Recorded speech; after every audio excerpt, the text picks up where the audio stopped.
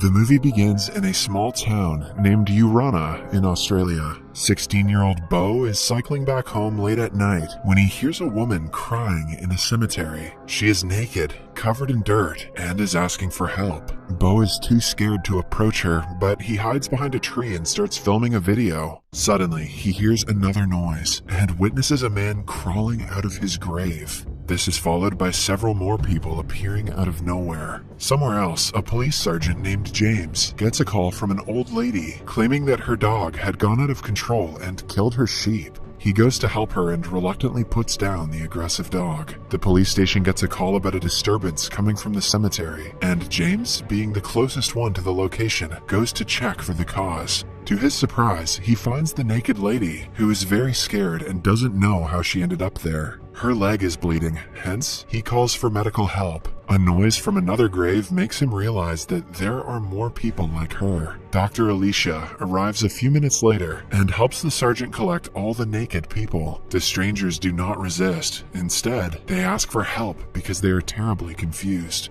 After gathering 5 people, they drive to Alicia's health center only a few minutes away. However, they fail to notice an old man who is left behind. Beau, who has been watching the commotion from the dark, sees him walking away and follows him out of curiosity. Meanwhile, Alicia makes the strangers change into clean clothes and checks their medical condition. James assumes that they're on drugs or were performing some satanic ritual because none of them remember anything about themselves. A woman finds a wedding ring on her finger, which reminds her that her name is Kate. Another person is an Italian man who wanders away because he doesn't understand English. Suddenly, he remembers a glimpse of himself running from something. The glimpse reminds him that his name is Carlo. James calms Carlo down before bringing him into the house again. The sergeant then comes face to face with Kate and freezes. He cannot believe his eyes and has to touch her to find out if she is real. Even then, he refuses to acknowledge her existence because she is his wife who died 2 years ago. Dr. Alicia asks him to stop joking about such things, but James couldn't be more serious. He brings out a picture of Kate, which makes her remember that she was in fact married to James. She even shows him her birthmark, which confirms she is not just a doppelganger. The sergeant bursts out into tears, overwhelmed by the sudden surprise. Elsewhere in the city, the man who is left behind is wandering around while being followed by Beau. He finally catches the boy and inquires what his intentions are. Beau tries explaining that he emerged from a grave, but the man rationalizes that he must be dreaming.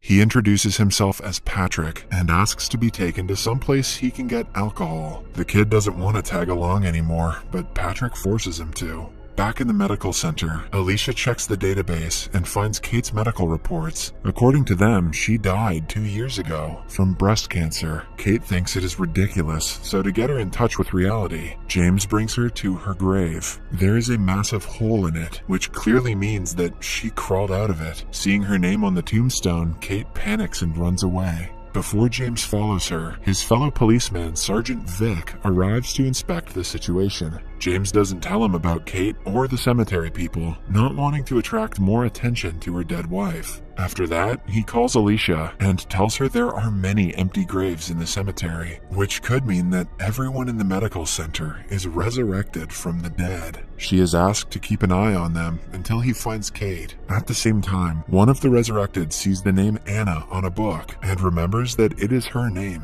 Slowly, they all start regaining their memories. A while later, James finds Kate at a park they often used to visit. He apologizes for bringing her to the cemetery and promises to take care of her. This reminds Kate of how helpful her husband was when she was on her deathbed. Patrick and Beau, on the other hand, break into the pub. Patrick has been here a long time ago, hence the drastic changes make him lose his mind. He starts breaking things before the boy offers him a beer. After that, they go to a grocery store and rob it, pretending to be a customer and a burglar. They make friends with each other in a short time, even though Patrick is wildly racist and laughs when he finds out Native Americans are allowed in schools. On the way, they come across a statue of Patrick and discover that he was the first mayor of Urara, who died over 150 years ago. Initially, the old man refuses to believe it, but he soon comes to terms with his unusual existence. James brings Kate back to Alicia's house, and they discuss what they should do next. If the news about their existence spreads, an army of researchers and scientists will want to experiment on them. Hence, they decide to keep everything private. Carlo again runs into the streets when no one is looking. He is later found by Sergeant Vic and thrown into a cell. The confined place reminds him of the time he and his brother Alexandro were trapped by the American soldiers. Alexandro couldn't take the pressure, so he committed the unthinkable, and while trying to alert the soldiers, Carlo was shot and killed. In the present, he remembers every part of his life.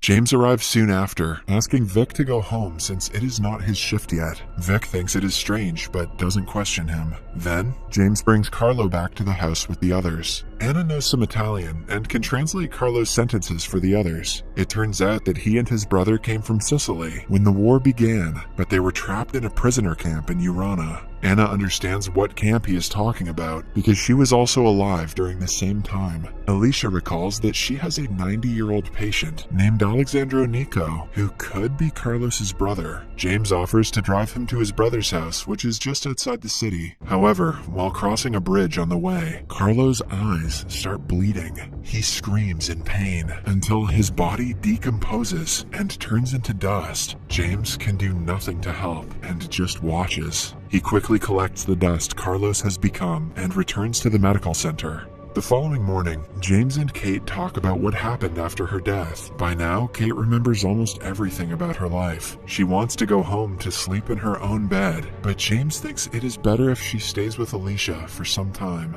"What are you hiding, James?" He returns home to freshen up, and we see that he has a pregnant second wife. Her name is Sarah, and she used to be Kate's best friend. In the following scene, we see another man emerging from the ground, as the others did earlier. His grave doesn't have a tombstone, so his identity is unknown. Alicia and James meet in the cemetery and find out that Alexandro died last night, around the same time Carlos did. Alicia thinks it is a coincidence, since he was very old. James is informed about a naked man running about in a school. He goes there to bring him to safety, but unlike the others, this man is aggressive. James has to cuff his hands before driving him to the medical center. Meanwhile, the injured girl, named Kirsty, has been whining in pain since the morning. It turns out that the wound is infected, and she needs to get to the town's hospital for proper care. When the new guy is brought to the medical center, Alicia acts strange. She seems to know who he is, but pretends to have met him for the first time. James, Kirsty, and another guy named Charlie, who died about 100 years ago, set off for the hospital. But when they reach the bridge, the resurrected start to get sick. James registers that it is the same place where Carlos died. He immediately backs up the car, and the duo's condition improves, which means that they can only live inside of Urana. If they try to leave, they will end up like Carlos. Elsewhere, Patrick and Beau meet again after spending the night apart. Patrick has stolen clothes from a store, but he thinks it is okay since he is the first mayor. He has started to regain his memories of how he looted the poor to make more money as the mayor. He also remembers that he was killed by a Native American man outside his estate. Patrick still has something important hidden in that house that he wants to retrieve.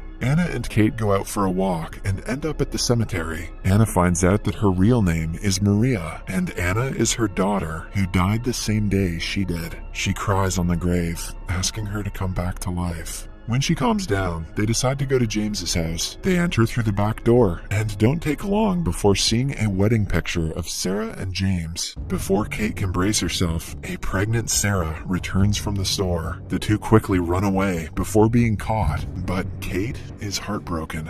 A while later, James finds Kate walking down the street and tries to approach her. However, she refuses to listen to him and walks towards the bridge. As a result, she gets sick like the others, and he has to forcefully bring her back to the medical center. James wants to tell Vic about Kate and the others so they can ask for help from the outside, but Alicia is against it. When he doesn't listen to her, she brings the group away to a secret barn without telling him. At the police station, James tells Vic everything, but the man thinks he is bluffing. Later that night, he is driving home when he gets into an accident. The car is destroyed and his head is injured, but thankfully, he comes out of the wreckage alive. Weirdly enough, he doesn't go to the doctor and ends up cleaning his wound in a gas station bathroom. He also acts very strange and gets a sudden urge to find every resurrected person at any cost. In the meantime, Maria visits her former home, which reminds her of her daughter and husband. However, she is soon kicked out by the current owners of the house. In desperation, she goes to the church and declares that she is a miracle sent by God. A worker asks her to sit down and secretly reports to the police about the frantic lady. Somewhere else, Bo takes Patrick around the town and they eventually find his old estate. Someone clearly lives there, but they haven't been taking care of the place. Patrick starts looking for something in the fireplace, but Bo is caught by a bunch of teenagers.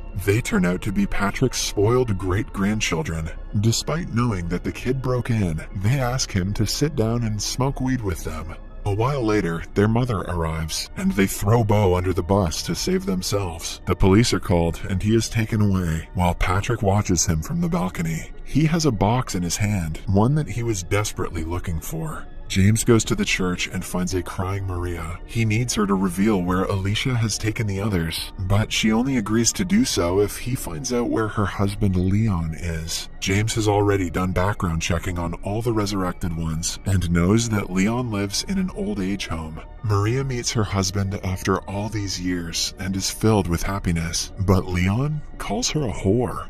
Jeez, Leon.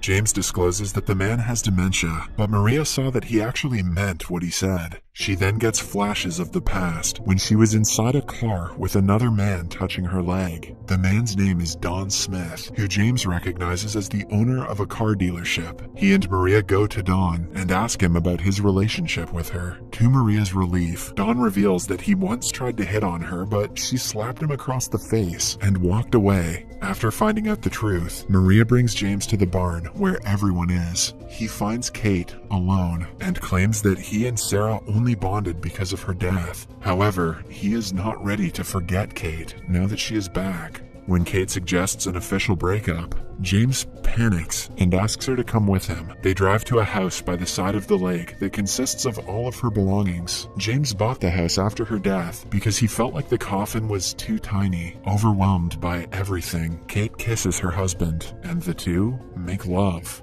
I hope Kate showered. Vic has been continuously trying to find Alicia and the group. He searches around her medical center and even goes to interrogate Sarah, but to no avail. Back in the barn, the new guy refuses to speak to anyone. When Kirsty tries making him talk, he pushes her to the wall and hits the others as well. A while later, he comes to his senses and decides to separate from the group. Alicia assures him that he will ultimately remember who he is, but the guy simply walks away. In the morning, Maria goes to Leon with his favorite dish, but he calls her a whore again.